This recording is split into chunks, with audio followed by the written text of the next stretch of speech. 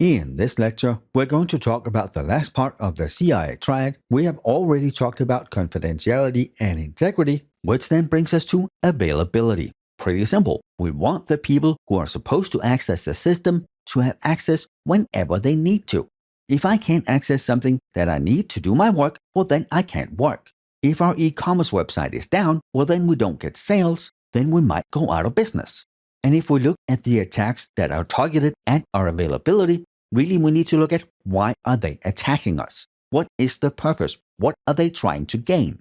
That could be a denial of service attack or a distributed denial of service attack. They're just trying to drown our server with thousands or hundreds of thousands of connections that would either make the system crash or just not be able to handle regular transactions. It could be a physical attack. They could just drive a truck through our wall into our data center, destroying our servers.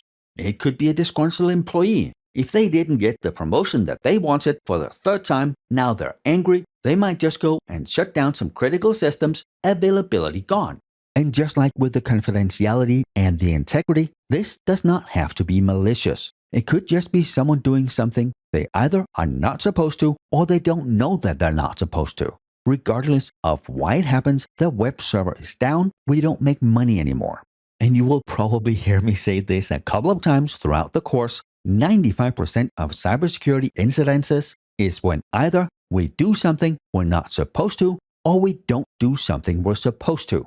Doing something we're not supposed to could be we could leave a backdoor into a program. Sure, it's easier for us as the programmer to get to where we want to be in the program, but it's also an easy way in for the attacker. Not doing something that we should do could be we don't patch a specific system. We know there's a patch out. We know we should patch it, but we just don't get around to it.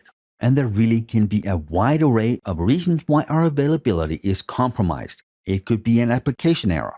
If the application is written poorly, it will probably crash often. Again here, system down. It could be the hardware. The server could crash. A disk could die.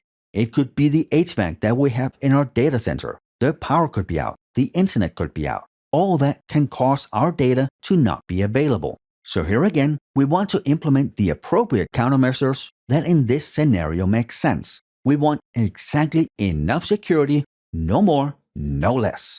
If I have $10,000 laying on my kitchen table, or we have data that we say this is worth $10,000, how much should we spend to protect that? Well, it's not going to make sense to spend $100,000 to protect that $10,000. It's the same with our availability. If you ask senior management, how much uptime do we want on our e-commerce server? They're probably going to say 100%. We never ever want our server to be down. And we can do that. We can have it up 24/7, 365. But what if that means we need to build multiple data centers? That could be tens of millions of dollars.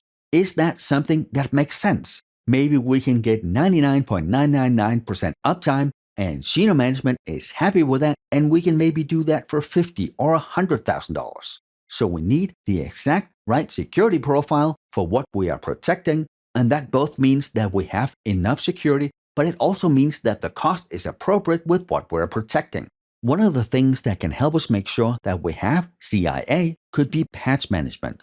A patch is when a vendor issues fixes to any of the security vulnerabilities that their software has. If our systems are patched and up to date, it is less likely we will be compromised. Because when the company releases their patch, at that point, attackers also know what the flaw is. If you remember when Equifax was breached, they lost 150 million social security numbers in the US. That's basically half the US population. It could have been completely avoided.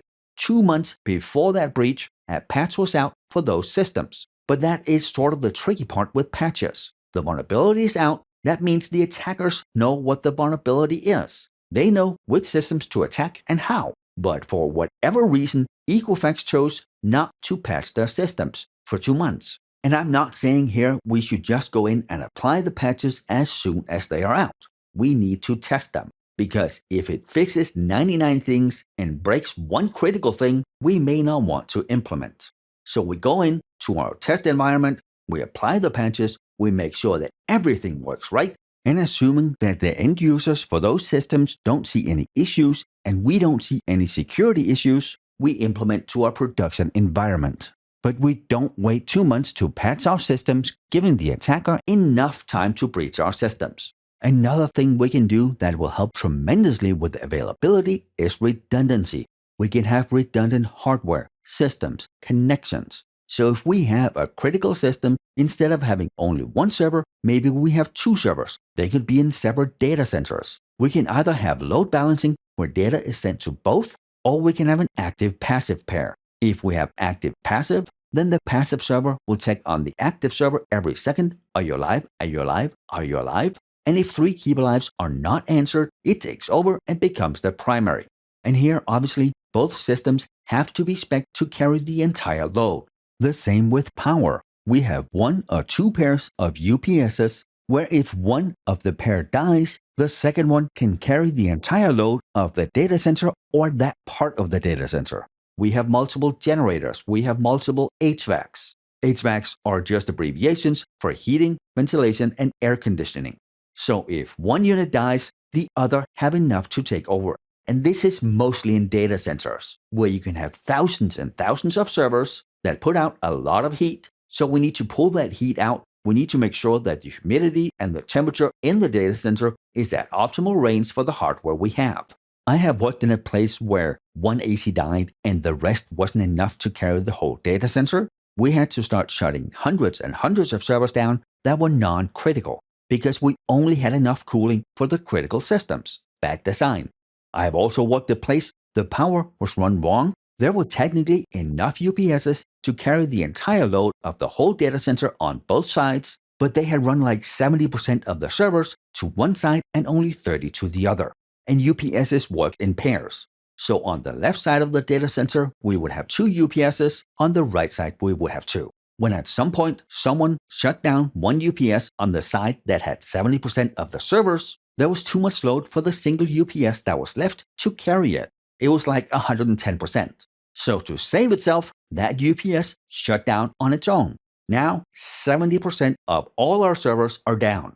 That is a resume producing event, RPE, which really means you do something so bad, you need to start typing up your resume because you need to find another job. All right, back to redundancy. So redundancy is really having extras of everything, or at least the things that make sense. On the server, we can have extra disks. They can be set into RAID. So if one disk fails, perfectly fine, the data is still on the other disks. We just need to replace the one that failed. We can have multiple power supplies on the server. So if one power supply fails, the other takes over. It can carry the entire load of the server. We have multiple paths out to the internet, meaning each server has 2 connections that go to different switches, that go to different routers, that go to different internet providers. If one internet connection is down, the other one can carry the entire load. See the picture here? Redundancy, redundancy, redundancy. And of course here, in the places where it makes sense. The lunch menu for the cafeteria is probably not critical enough to have multiple servers in multiple data centers. But if we're talking about patient data, yes, very much so. I hope that was not too much ranting about availability, but since the CIA Triad are such core principles of what we're going to be talking about throughout the entire course, I think it makes sense to spend a little more time here, and for you to be very clear on what it is, why we do it, and how we do it. And with that, we are done with availability. Thank you for being here, and I will see you in the next lecture.